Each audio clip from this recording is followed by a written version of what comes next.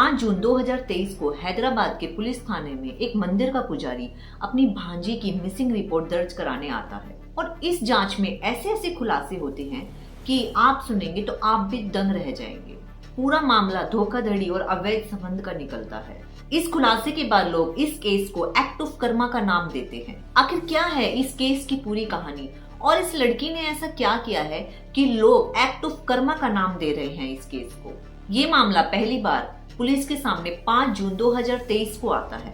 सफेद कपड़े पहने और माथे पे तिलक लगाए ये आदमी पुलिस थाने के अंदर जाता है। इस आदमी का नाम अय्यागरी साईं कृष्णा होता है। इसकी उम्र 36 साल थी।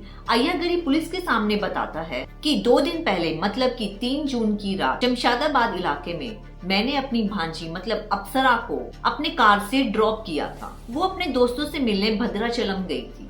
मैं उसे वहाँ छोड़ने गया था और वहाँ छोड़ने के बाद मैं वापस घर आ गया। कुछ देर बाद जब मैंने उसके फोन पे फोन किया तो उसका फोन स्विच ऑफ आ रहा था। उसके दोस्तों को भी नहीं पता कि आखिर वो कहाँ गई। पुलिस के सामने अय्यागिरी अपने आप को सुरूर नगर इलाके के मंदिर का पुजारी बताता है। लड़की के गायब होने की बात सुनकर पुलिस तुरंत हरकत में आ जाती है और जांच पड़ताल शुरू कर देती है। अय्यागिरी बताता है कि लास्ट टाइम अप्सरा उसकी ही गाड़ी में बैठ के गई थी। इस बात को कंफर्म करने के लिए पुलिस वाले अप्सरा की माँ से पूछते हैं। तभी उसकी माँ कहती है कि हाँ, अप्सरा अय्यागिरी के साथ ही गई थी।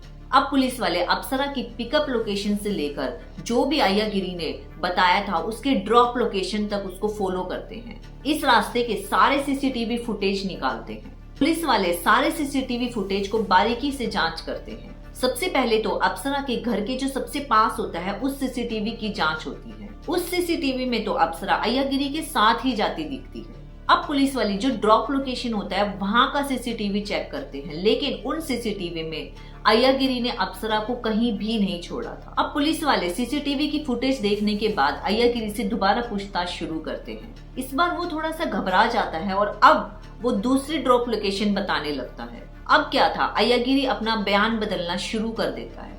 अब पुलिस वालों को अय्यागिरी पे शक होना शुरू हो जाता है और वो उससे फटाफट पूछताछ करना शुरू करते हैं। हर बार उसका बयान कुछ अलग होता है, लेकिन ऐसा लंबे समय तक नहीं चलता। अब अय्यागिरी सच बताना शुरू कर देता है और जो भी वो सच बताता है सब सुन के शॉक्ड रह जाते हैं। वो बताता है कि उसने अप्सरा को कहीं भी ड्रॉप नहीं किया, बल्कि उसने उसको जान से मार दिया।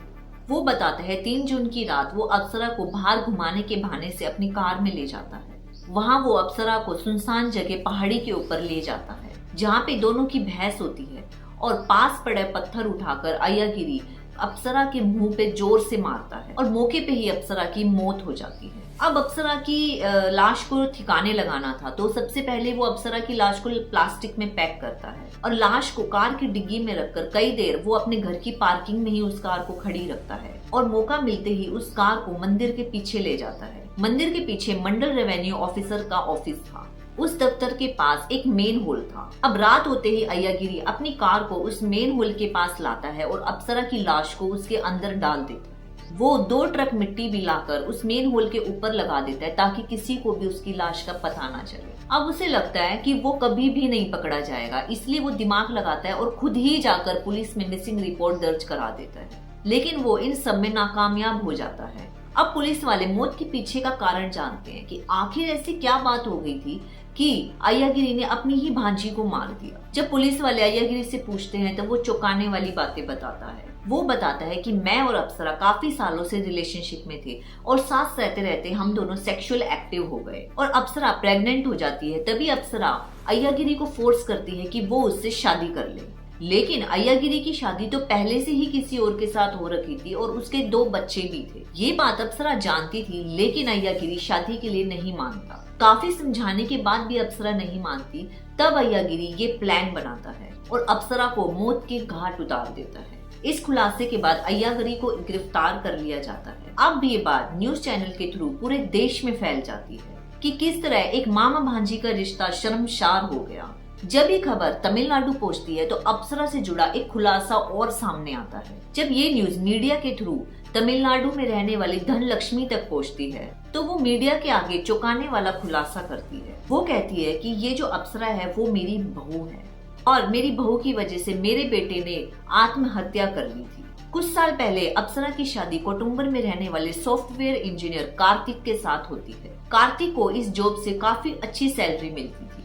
अप्सरा की माँ भी अपनी बेटी अप्सरा के साथ ही रहती थी। दोनों माँ बेटी मिलकर कार्तिक के पैसों पे ऐश करती है। वो दोनों पैसे न मिलने पर कार्तिक को बहुत ज्यादा मेंटली टॉर्चर करती थी। एक टाइम आने के बाद जब कार्तिक पैसे देने से मना कर देता है तो अप्सरा अपनी माँ के कहने पे उस पे दहेज का केस लगा देती है। पुलिस वाले कार्तिक को अरेस्ट कर लेते हैं और 15 दिन के बाद जब उसे बेल मिलती है और वो बाहर आता है तो वो लोगों के ताने से परेशान होकर आत्महत्या कर लेता है। जब अप्सरा और उसकी माँ को उसकी मौत का पता चलता है तो दोनों माँ बेटी शहर छोड़कर हैदराबाद भाग जाती हैं। यहाँ आने के बाद अय्यागिरी और अप्सरा एक दूसरे के करीब आ जाते हैं और ये नजदीकी अप्सरा की मौत ले लेती है। इस वजह से इस केस को लोग एक्ट ऑफ कर्मा का नाम देते हैं।